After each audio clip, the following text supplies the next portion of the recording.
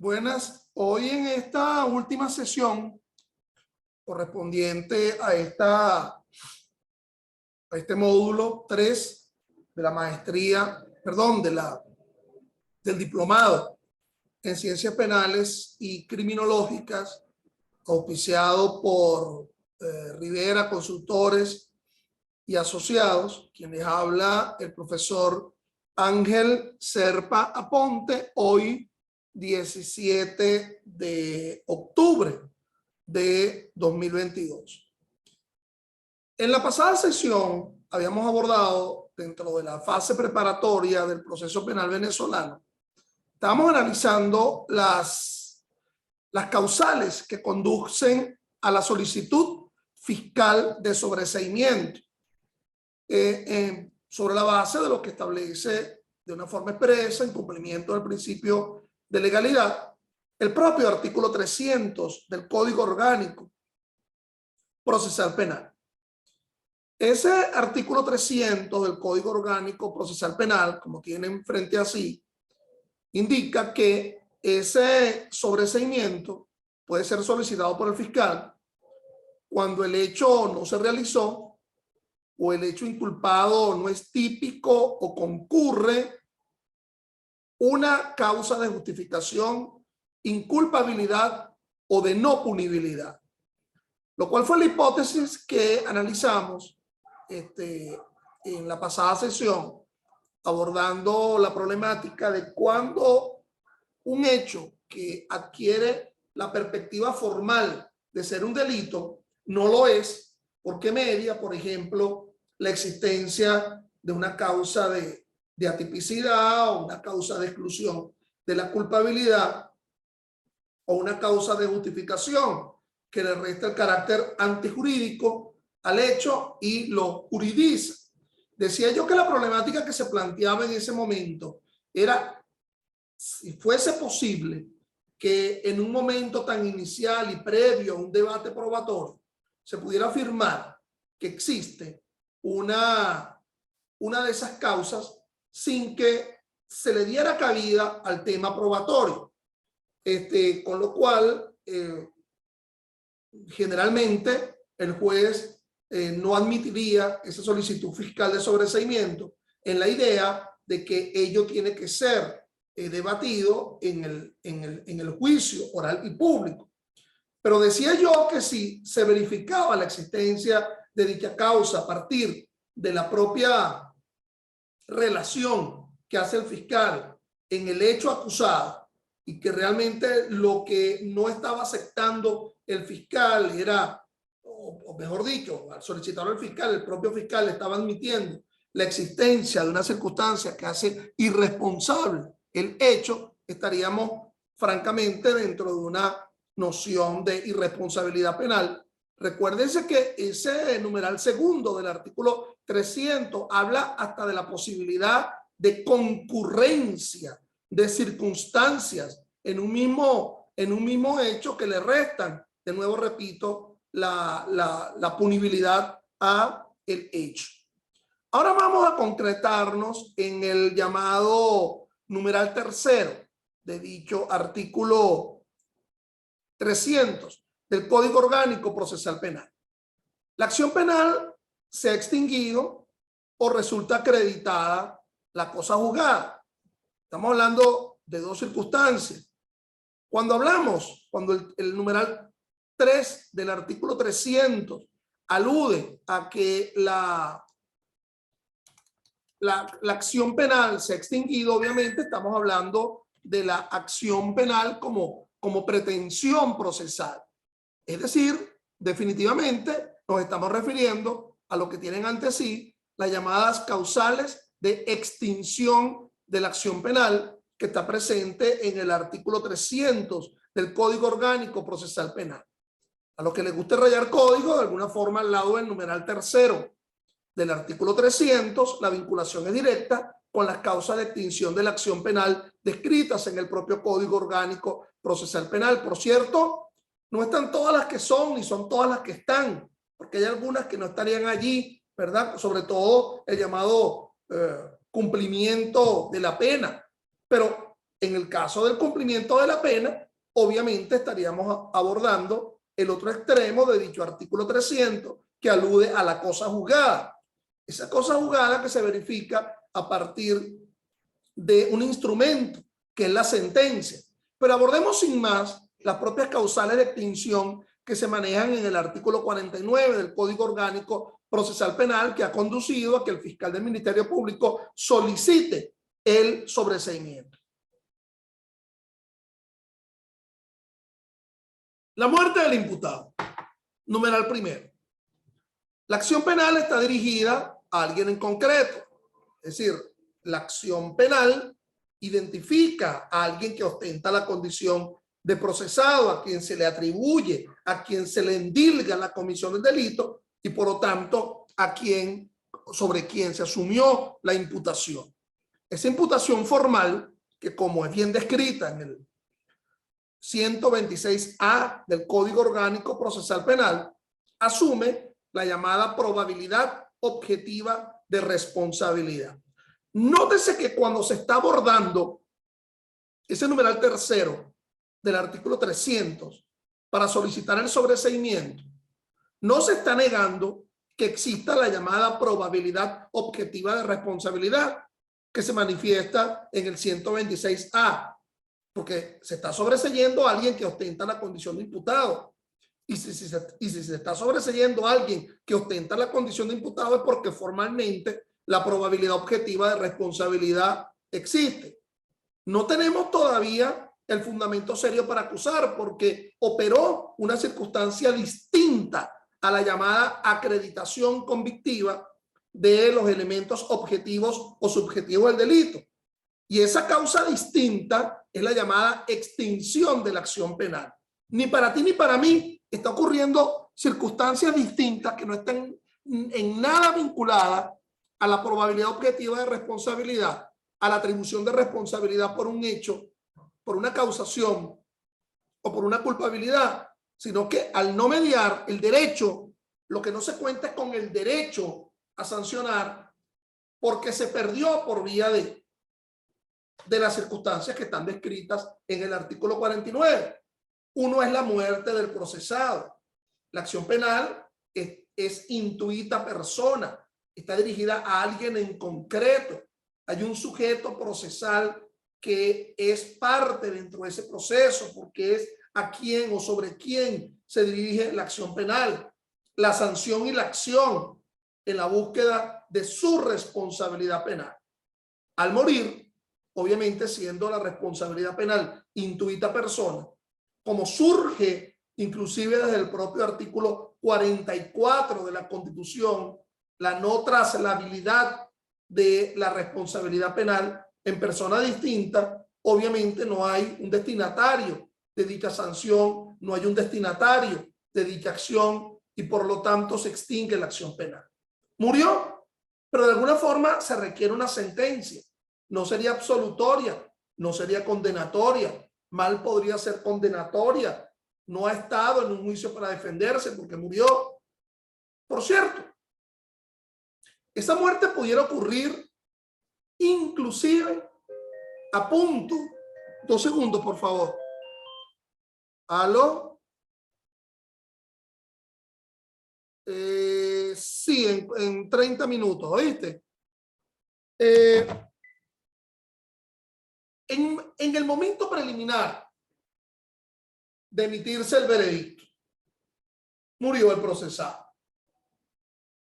Pero pudo haber muerto ese acusado ya después de haber sido sentenciado. Es decir, después que se emitió el veredicto y nos está diciendo aquí Emilio que no estuvo internet. Sí, vimos que no estuviste presente, Emilio. Pero bueno, sigamos acá.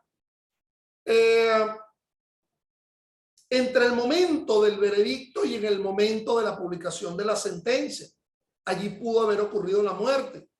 No existe ninguna pena a ser purgada por algún penado, y menos por un condenado. Pudo haber sido que se le impuso la pena y mediaba, por ejemplo, un recurso, el recurso de apelación o mediaba el recurso de casación, o simplemente se iba a ejecutar la pena, ya se transformaba de penado a condenado y resulta que ocurrió la muerte del procesado. Allí se extingue la acción penal definitivamente y ustedes dirán, pero bueno, si ya se dictó una sentencia condenatoria y esa sentencia condenatoria de forma instrumental ha de ser ejecutada por el juez de ejecución, pero de mala forma pudiera alguien distinto ser ejecutado por una sentencia que es intuita persona. Muta la posibilidad y ante esa circunstancia pues tendrá que dictarse una sentencia de sobreseimiento porque se extinguió la acción penal aun cuando ya se hubiese establecido plenamente la responsabilidad. Pero ¿a qué decir? ¿Por qué pudiera ser esto? Porque es que existe la posibilidad de que alguien se encuentre penado y medie la solicitud de revisión constitucional. La solicitud de revisión constitucional, conforme lo establece el artículo 462 y siguiente del Código Orgánico Procesal Penal, es por una circunstancia sobreviniente que no se conocía al momento de la realización del juicio y que pudiera ser invocado precisamente por el penado. Entonces, mal inclusive pudiera intentar la solicitud de revisión constitucional, sino que simplemente ya muta su sentencia a una sentencia de sobreseimiento. Sería una de las poquísimas posibilidades en la cual ese juez de ejecución tendría que manifestar la extinción de la acción penal por una circunstancia vinculada a la muerte del procesado. Entonces, se extingue la acción penal. La amnistía, conforme lo establece el numeral segundo del artículo 49 del Código Orgánico Procesal Penal. La amnistía. La amnistía no debe ser confundido por el indulto, ley de amnistía que proviene del órgano legislativo nacional, el Poder Público Nacional, la Asamblea Nacional. Esa ley de amnistía pudo haber sido por un hecho en concreto o por delitos en concreto o frente a personas en concreto. Es un acto legislativo del órgano legislativo nacional a los fines de procurar la extinción de la acción penal. Frente a ese hecho, es una gracia legislativa que debe ser distinguida del indulto. El indulto, como gracia presidencial, como atribución que se le confiere al presidente de la República y que es antiquísimo, que viene desde el viejo derecho romano y en la cual aparentemente hay una amplitud de posibilidades de otorgamiento, pero en el caso venezolano, en el artículo 29 de la Constitución, pues establece que no se podrá conceder ni amnistía ni indulto frente a delitos contra los derechos humanos, frente a delitos de lesa humanidad, frente a crímenes de guerra, y que por lo tanto no es posible que se logre la extinción de la acción penal por ese tipo de delitos. Los delitos allí establecidos. Aquí la nota curiosa es que, por ejemplo, sin que ello esté presente en el Estatuto de Roma, que crea la Corte Penal Internacional, por sentencias del Tribunal Supremo, se ha venido estableciendo el carácter de delito de lesa humanidad, por lo menos el delito de tráfico de mayor cuantía, lo cual no se vislumbra, no se visualiza en una norma de derecho positivo. Fíjense que el 49 nos habla del desistimiento o el abandono de la acusación privada en los delitos de instancia de parte agraviada. Numeral tercero. Aquí nos estamos saltando hacia un procedimiento especial, que es el procedimiento por delitos de instancia de parte agraviada, delitos que se incoa a partir de la acusación privada, no son delitos de acción pública, y se dan dos circunstancias allí, el desistimiento o el abandono. En todo caso, el desistimiento o el abandono en ese especial procedimiento que se describe a partir de los artículos 391 y siguientes del COP, se visualizan por la inacción por durante 20 días hábiles o más, es decir, 20 días de efectivo despacho en ese tribunal de juicio que está conociendo el procedimiento especial por delito de instancia de parte agraviada, 20 días o más conduce a esa noción, a ese resultado de abandono o desistimiento. Ubicándonos también en la idea que puede haber un desistimiento de forma expresa, como también puede haber un desistimiento que está vinculado a la no presentación, el no ofrecimiento de prueba en ese especial procedimiento, en la oportunidad en que se fijó la llamada audiencia de conciliación, que es la audiencia específica que se vislumbra en ese especial procedimiento. Y entonces, en atención a ello, también la incomparecencia a las audiencias, por ejemplo, la misma audiencia de conciliación por parte del acusador privado o a la audiencia de juicio, si se hubiese dictado el auto de apertura a juicio, conduce también a hipótesis de desistimiento en ese especial procedimiento. Ojo, no confundir el desistimiento que pudiera ocurrir frente a el querellante admitido en los delitos de acción pública, porque estaríamos en otro supuesto absolutamente distinto.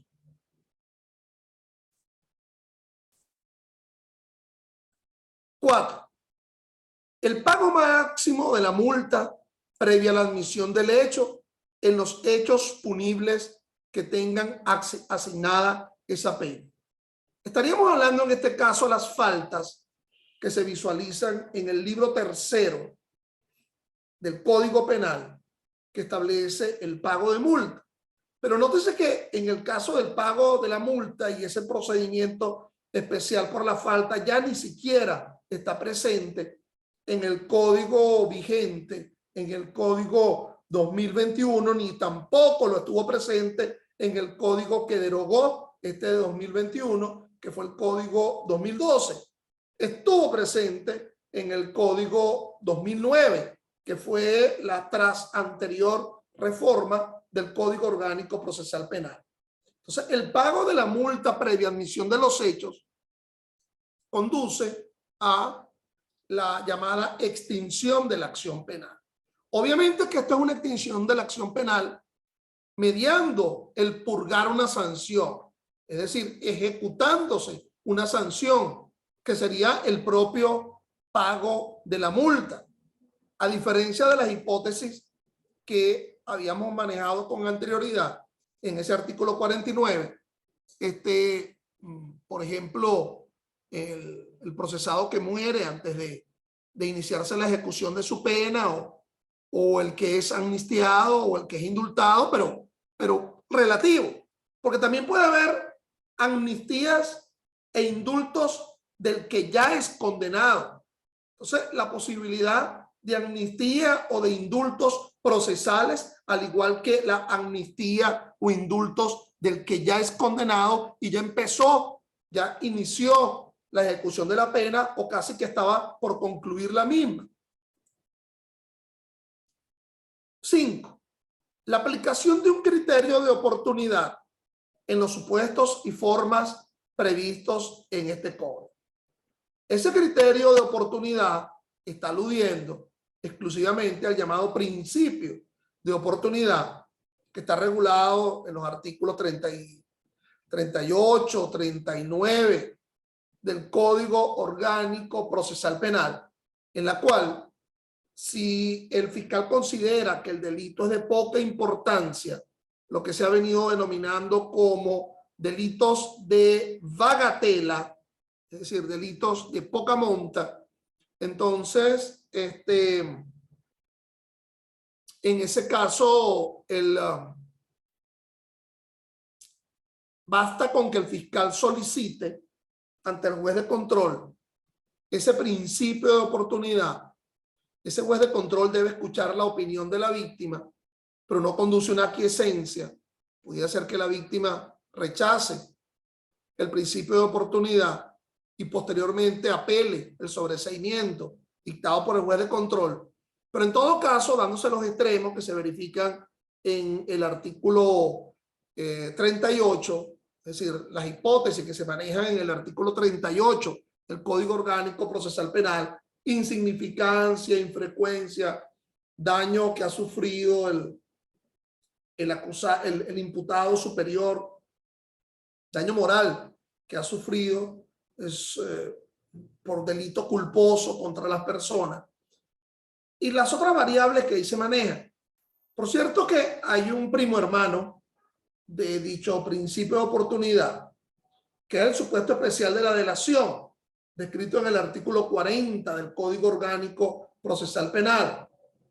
Lo que pasa con ese supuesto especial de la delación, que ello conduce a un cumplimiento de pena disminuido, rebajado, como lo establece el 40, pero en realidad ahí estaríamos hablando de una extinción parcial de la acción penal, puesto que queda un remanente a ser cumplido por ese delator, conforme a las pautas del artículo 40, y que en mi personal criterio opera una doble disminución de la responsabilidad penal, uno por delatar a otro y otro por admitir los hechos en causa propia. A ello se refiere pues ese numeral 5 del artículo 300 cuando aborda el tema de el principio de oportunidad como una de las causales para la extinción de la acción penal. El numeral 6 aborda el llamado cumplimiento del acuerdo reparatorio, el numeral 6 del artículo 49. Recuerden ustedes que el principio de oportunidad, el acuerdo reparatorio y la suspensión condicional del proceso configuran las llamadas 3 alternativas a la prosecución del proceso. Es decir, en lugar de un desarrollo normal del proceso, se da esas alternativas a la prosecución.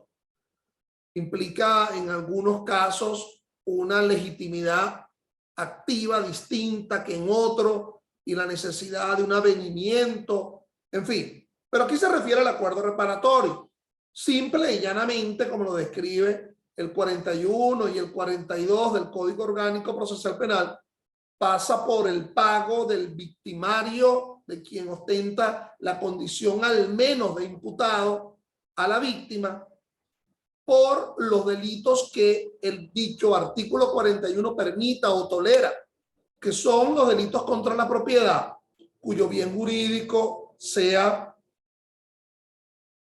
disponible, no los que sean indisponibles, los que sean disponibles. Bueno, por ejemplo, ahí podría estar presente la estafa, la apropiación indebida, ahí podría estar presente el hurto, mas no podría estar presente el robo agravado, ni el robo propio, puesto que no solamente se está afectando la propiedad, sino libertad o integridad corporal. En el secuestro se está también afectando la libertad ambulatoria, la cual no puede ser disponible. Entonces, y el otro tipo de delito que es posible, el llamado acuerdo reparatorio, que es los delitos culposos contra las personas. Comenzando por el descrito en el 409 del Código Penal, el homicidio culposo, y añadiéndole todas las lesiones culposas que se refieren pues en el artículo 420 del Código Penal en su relación con los artículos 413 y siguientes de dicho Código Penal. A ello habría que añadirse la discapacidad total o permanente por accidente laboral que se encuentra presente en la ley orgánica de condiciones y medio ambiente del trabajo, la LOPSIMAT. Bueno, el cumplimiento de las obligaciones, fíjate que así lo establece de forma clara el artículo, el el numeral 6, el cumplimiento de los acuerdos reparatorios, pero cuando uno ve la redacción del 42 del Código Orgánico Procesal Penal, habla del cumplimiento del pago o de obligaciones, con lo cual se extiende la posibilidad de inclusive el daño material y el daño moral, que inclusive allí se esté considerando la propia obligación civil. Ese cumplimiento del acuerdo reparatorio para que conduzca definitivamente a la extinción de la acción penal tiene mucho que ver con la manera como se ha convenido el pago, porque hay dos formas a partir de lo que establece el artículo 41. Uno es el pago total y definitivo en una sola oportunidad, y el otro sería el llamado pago prorrateado en 3 meses. Recuerde que también dicho artículo 41 conlleva una exigencia, a la llamada exigencia de que no se haya verificado el cumplimiento en los 3 años anteriores al cumplimiento del actual acuerdo reparatorio, y que ello negaría la posibilidad del nuevo acuerdo reparatorio. Una circunstancia que a mi modo de ver tiene un franco tufillo de inconstitucionalidad, de desprotección de la víctima, conforme al artículo 30 de la Constitución, que me habla de la sanción y resarción. Son las dos, digamos, las dos finalidades de la protección de la víctima a través del proceso penal. Ello conduciría de forma definitiva a la extinción de la acción penal. Recuerden que se esconde detrás del acuerdo reparatorio. Detrás del acuerdo reparatorio se está escondiendo un contrato civil muy conocido por los abogados, que denominamos el contrato de transacción. ¿Recuerdan la transacción? La transacción es un contrato por el cual se resuelve un pleito ya iniciado o se evita uno nuevo. Entonces, como todo contrato, allí surgiría la duda sobre los llamados cumplimientos parciales del contrato. Es decir, hasta qué punto se puede verificar el incumplimiento con un incumplimiento de un quantum importante de dicho acuerdo. Decidí pagarte 100 y lo que pude pagarte fue 80, restando 20. Entonces, ellos trasladarían el problema un poco al ámbito de la responsabilidad civil, sobre todo sustentado en ese artículo 1185 del Código Civil, que habla de la responsabilidad civil por el hecho ilícito. El numeral 7 de dicho artículo 49, vinculado al numeral tercero del artículo 300 del Código Orgánico Procesal Penal, nos habla del cumplimiento de las obligaciones y del plazo de suspensión condicional del proceso, luego de verificado por el juez en la audiencia respectiva. Plea bargain, esto, digamos, se tomó del ámbito, digamos, procesal norteamericano. Esto del plea bargain en el sentido de la llamada suspensión condicional. Me acojo al cumplimiento de un régimen de prueba. Por lo tanto, el régimen de prueba está descrito en el artículo 45 del Código Orgánico Procesal Penal. Y esta suspensión condicional del proceso solo es posible frente a determinados delitos. Conforme al 43, observamos que esos delitos no son otros más que los delitos menos graves. Los delitos menos graves que están descritos pues en el artículo 354 del Código Orgánico Procesal Penal, pero que lo repite el propio artículo 43 de dicho código. Es decir, no solamente los que no superen a los 8 años en su límite máximo, sino que aquellos que aún no superándolo no sean descritos de forma taxativa en el propio 354 y en el propio artículo 43 del Código Orgánico Procesal Penal. Entonces, el cumplimiento de la que habla la norma se refiere a ese régimen de prueba descrito en el artículo 45 del COP. Cuidado con malentender que como yo estoy hablando de régimen de prueba, se trata de un asunto netamente probatorio. No, no, no. Son condiciones que están allí descritas, vinculadas de alguna forma a la realización del delito. Cuando se cumplen esas condiciones, cuyo cumplimiento no podrá ser inferior a 1 año, ni superior a los 2 años, se tiene que convocar una audiencia. Recuérdense que para que se aceptare la suspensión condicional del proceso, que condiciona la suspensión del mismo, se requiere una tetra admisión. ¿Sí? Se requiere que el propio acusado admita los hechos, pero se requiere que la víctima también acepte que se suspende ese proceso. Pero además se requiere que el propio fiscal del Ministerio Público, como titular de la acción penal, acepte que se suspende ese proceso. Pero además de ello, acusado, víctima, Ministerio Público, se requiere que el propio juez acepte que esa admisión validada por la víctima y validada por el fiscal del Ministerio Público conduzca a una suspensión del proceso en la verificación del cumplimiento del régimen de prueba. Si todo esto es tan perfecto y todo esto se da, pues se convoca a una audiencia. Es decir, esto se va a decidir, la extinción de la acción penal por la suspensión, audita alteram par. No va a ser en la propia intimidad del juez, no va a ser inaudita alteram par, sino audita alteram par. Y por lo tanto, de verificarse ello, se da la extinción de la acción penal. Nótese que muchas hipótesis pudieran darse acá. Que la persona cometa un delito estando en suspensión su proceso y cumpliendo con el régimen de prueba. Por cierto, no dice el régimen de prueba del artículo 45, no cometerás un delito. Ustedes dirán, bueno, esto se da por sobreentendido, pero realmente el asunto pudiera estar allí presente y sobre todo ante el alia de poderse cometer un delito no doloso, sino un delito culposo, un delito en donde no hubo intención en la conducción vial o en el ejercicio de una profesión o cualquier pauta de la realización por negligencia, impericia o imprudencia. Entonces allí, si se cumplió con el régimen de prueba frente al hecho admitido, que sería el anterior, debe darse la extinción de la acción penal por ese hecho anterior y continuar el asunto en el enjuiciamiento del otro delito.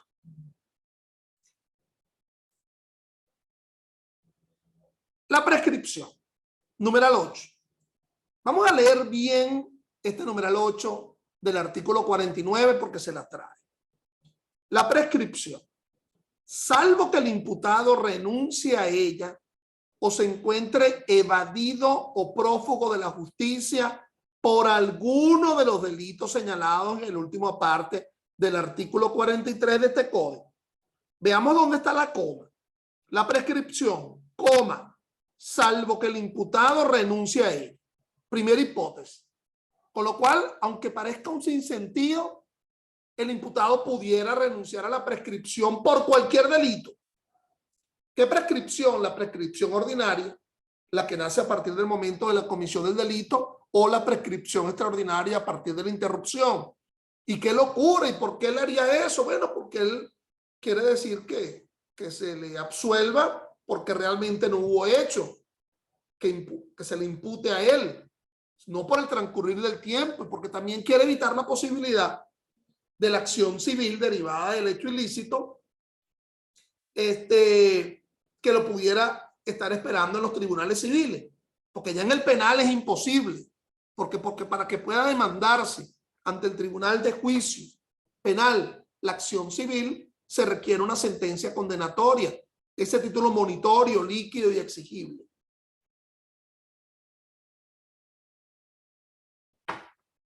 Pero la segunda hipótesis que maneja dicho numeral 8 del artículo 49 habla de que el procesado se encuentre evadido o prófugo de la justicia por alguno de los delitos señalados en el último parte del 43. Es decir, los delitos de mayor significación, homicidio, secuestro, los de mayor significación. No quiere decir la norma que esos delitos no prescriban, o prescripción de la acción, o prescripción extraordinaria, pero mientras se encuentren evadidos o prófugos, no puede decidirse la misma. Es decir, tendrían que ponerse a derecho, aunque fuere por minutos, ponerse a derecho, ya que el hecho está evidentemente prescrito para que el juez pueda dictar la prescripción. Obviamente si el delito está acusado, ¿ok? Ahora, si lo que está es simplemente imputado, pues tendrá que, no podrá hablarse de un sobreseimiento sin que exista una acusación, pero tendrá que dictarse una decisión de extinción de la acción penal. Vamos a dejarlo hasta acá, por el breve minuto que me queda, preguntarle si hay alguna pregunta, valga la cacofonía.